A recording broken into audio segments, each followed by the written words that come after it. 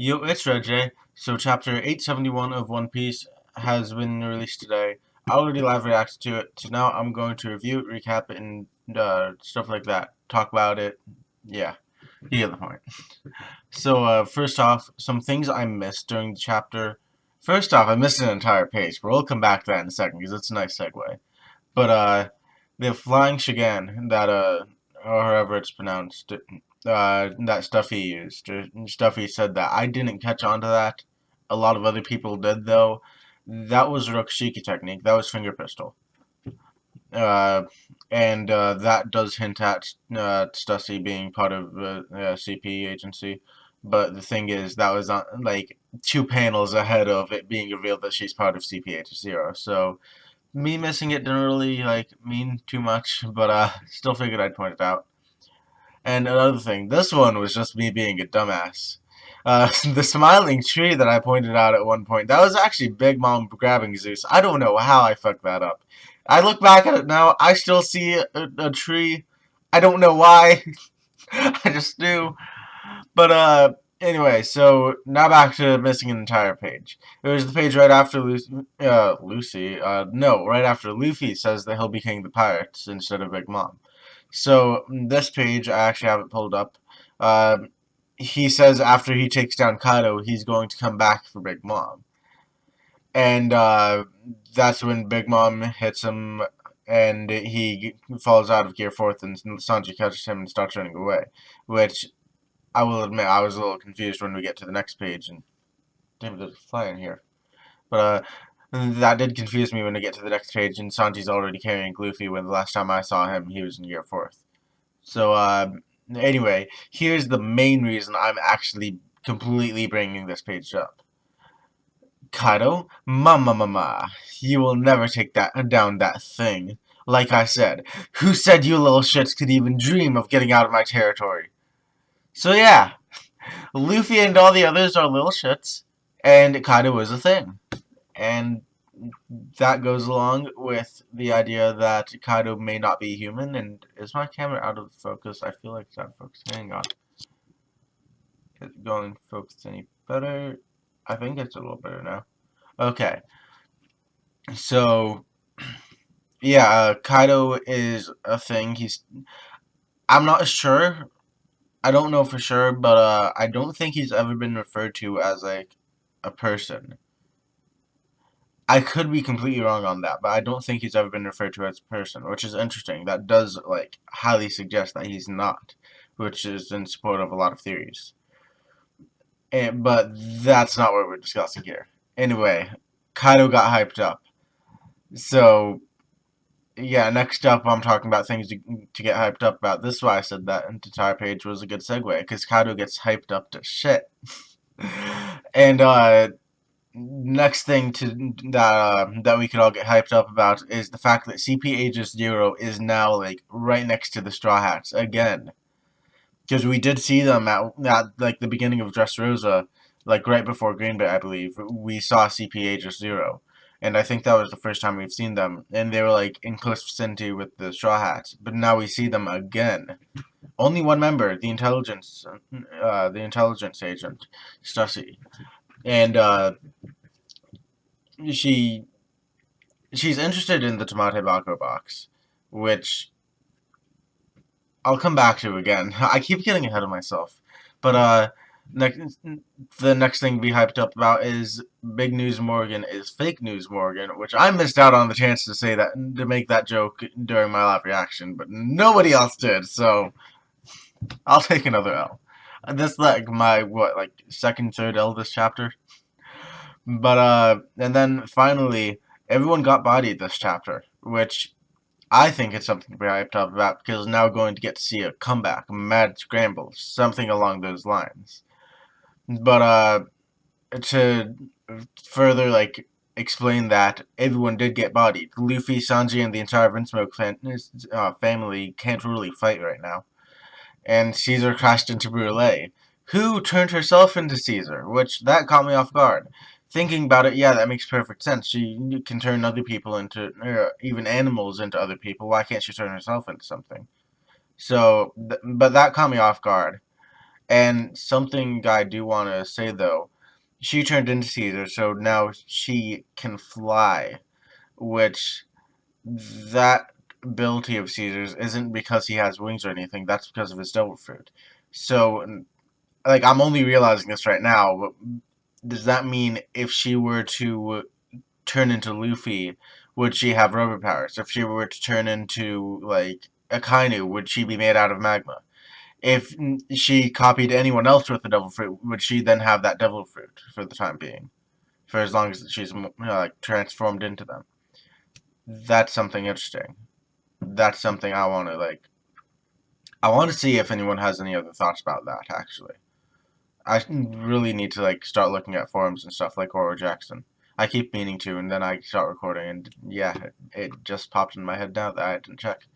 Anyway, uh, oh yeah, and the plateau has cracked and the castle is falling. The Tamate Bako box has exploded, and that's how the chapter ends. And that is definitely something to be hyped about, because that is something that's been foreshadowed for years, like all the way back to Fisherman Island. I don't know what year that came out, but I know that was years ago.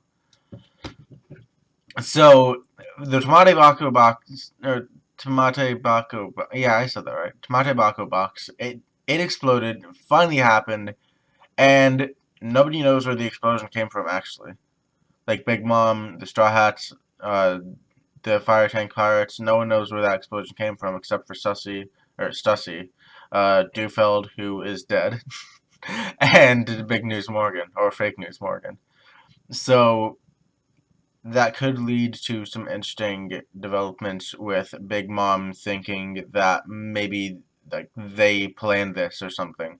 But on the other hand, even if it was revealed to be the Tamate Bako box, Big Mom would definitely blame the Straw Hats for that, considering they gave it to her. But at the same time, the Straw Hats don't know that it was going to explode. They think that the national treasure is still in there. So, moving on, now with the questionable things for this chapter. Definitely, again, Brulee's power possibly being able to mimic devil fruits. That's something I want to like spend a little time thinking about and possibly do a video on and talking about it, discussing it.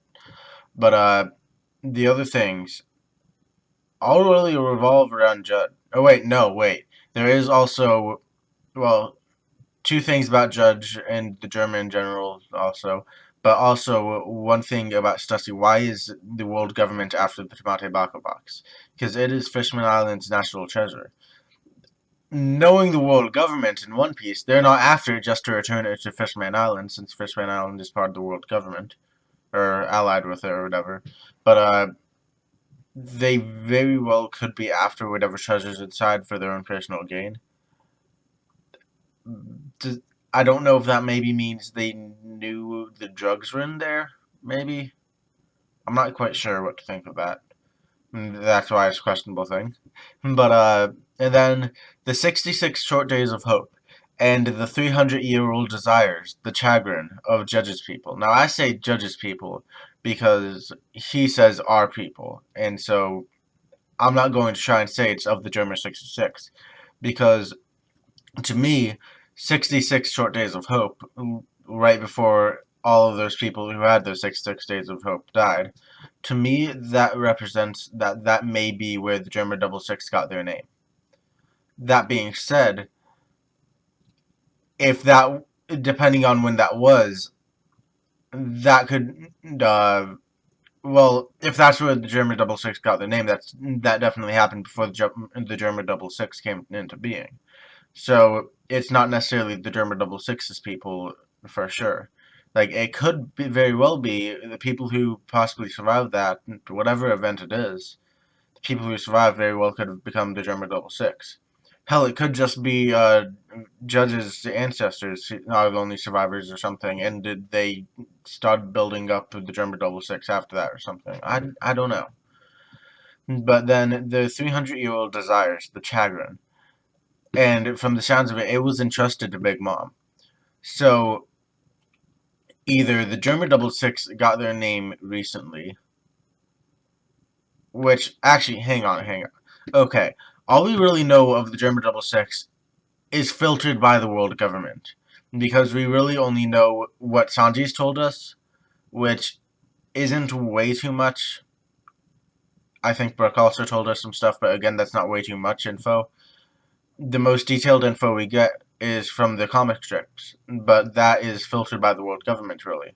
Especially if it was run by Big News Morgan, who we now know is Fake News Morgan, really, because Fake News Morgan would be filtering it however the world government wants it to be filtered. That being said, the whatever we know is only what the world government wants us to know. For all we know, the German double six isn't as old as we think. I mean, I could be completely wrong here. I feel like I probably am now that I'm like rambling on about it. But at the same time, I could be right. If the German double six is a lot newer than we thought, because the Chagrin, 300-year-old desires, that was entrusted to Big Mom. So I really should have planned this out a little bit before I started recording, but I'm trying to like piece together a timeline here while I'm talking. I'm really just rambling on. uh, I want to know how that timeline works out. Like, 300-year-old desires, the Chagrin. First off, what is the Chagrin? What happened with the 66 short days of hope? What was the event that wiped all of them out to our knowledge? That happened right after those 66 short days of hope. Which I keep calling them that because that's what Judge said. Uh, and who gave them that hope? And who took it away? Why is my camera like focusing again? I feel like it's out of focus again. I don't know if that's better. Anyway, enough about the Chagrin and the 66 days of hope. Last thing of question is Judge's eyebrows, because his mask is shattered. So there's a very real possibility that next chapter we get to see his eyebrows, and that is huge for theories. Like theories about him, about how like human he is, and like okay. All the Vinsmoke kids have swirly eyebrows, except all of them point in the same direction, except for Sanji's. Sanji, of course, is the most human out of all of them. So, okay, I'm just gonna shut up because I'm probably gonna make a video about this. I don't want to just say everything now and not make a video. Besides, it's already getting like decent length. So, anyway, I'm gonna wrap it up. I rambled on a lot in this video, actually. But, yeah. So, what do you guys think of the chapter? I really liked it. It was a lot of hype. But, yeah. I'm gonna get on out. See you guys.